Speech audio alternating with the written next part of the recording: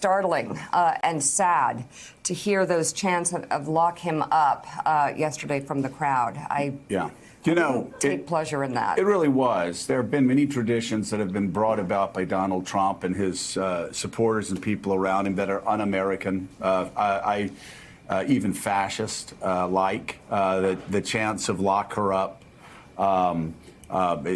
Send her back. But the lock her up about Hillary Clinton repeatedly has become a centerpiece, and that's what dictators do. They take over and then they start talking about imprisoning others, and it's un-American. It's well, here the chant here.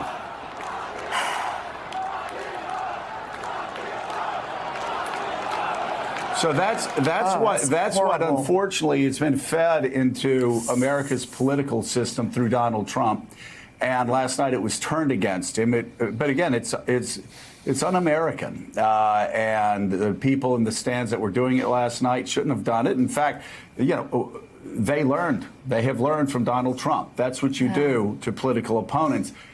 I hope that Donald Trump, after saying that he could be facing this throughout his entire campaign, will cut it out.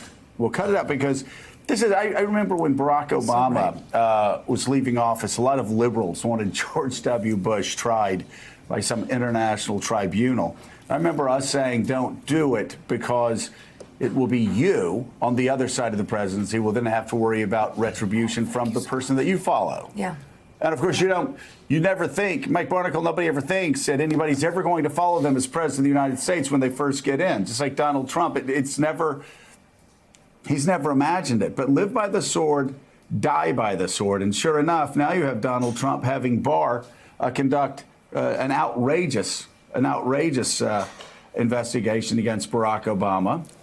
And Donald Trump even calling the 44th president of the United States treasonous. It's like this guy is just not smart enough to figure out that what goes around comes around, and what he dishes out to others will be dished out to him.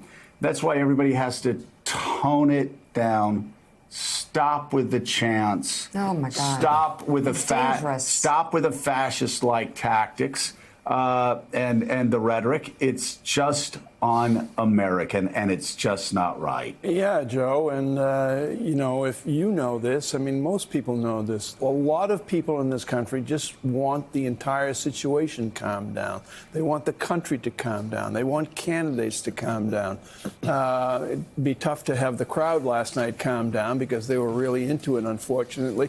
But I think it's important going forward, especially today as we talk about the events that occurred over the weekend, that we take the time and the thought to separate Donald Trump and whatever you feel about Donald Trump, to separate him and how he behaves and how he speaks from the actions of the Delta Force team, the special operators who flew in and conducted that mission. It's two separate things.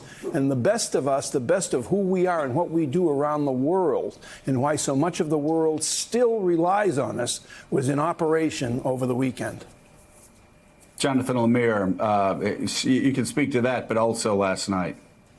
Yeah, I mean, it is certainly an American tradition to boo politicians who go to baseball games. I mean, there's a rich history of the American presidency and the American pastime.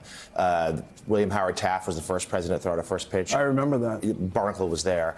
And every president since has at some point. This president has not yet, not since taking office. But he went last night. I think the people around him were hoping it could be part of the victory lap after announcing the death of al-Baghdadi earlier in the day. That, of course, was not the case. But let's remember, he's deeply unpopular in the District of Columbia itself. He only received about 4% of the vote there in 2016. Obviously, it's a little bit of a different crowd last night at the World Series. Some more out-of-towners, some more corporate types.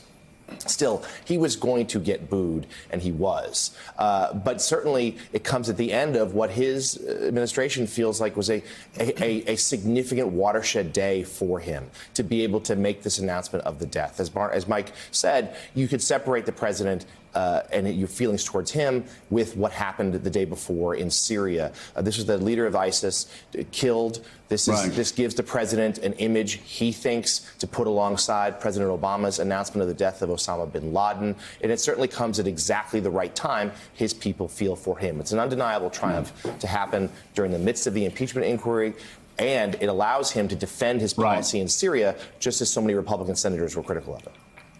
Well, you know, Mika, we're going to get to that right now, get to the story. And obviously, just to follow up on what Jonathan said, there is a very long and rich tradition of presidents being booed at sporting events. Most of them do. This was a little different. But again, I speak to the lock him up chants. Yeah. Again, it's un-American. It started with Donald Trump. In fact, he's made it a centerpiece of his campaign rallies. Yeah, we find it sickening when it happens at his rallies. I find it kind of sickening to watch people leering at the president. We are Americans, and we do not do that. We do not want the world hearing us chant, lock him up, to yet he created to this president or to any president. That's what I'm saying. Let's hope as we move forward, maybe this is one less fascist tactic he and his supporters use during chants, that you were going to actually imprison your political opponents. So let's leave that behind and just gets it. I don't. We'll see if the Astros it's possible. are going to finish it off in Houston. I don't know if Max can pitch Game 7. Anything's possible. That's what you were telling me before we came on the show. Yeah, that's what I said. Thanks for checking out MSNBC on YouTube, and make sure you subscribe to stay up to date on the day's biggest stories. And you can click on any of the videos around us to watch more from Morning Joe and MSNBC. Thanks so much for watching.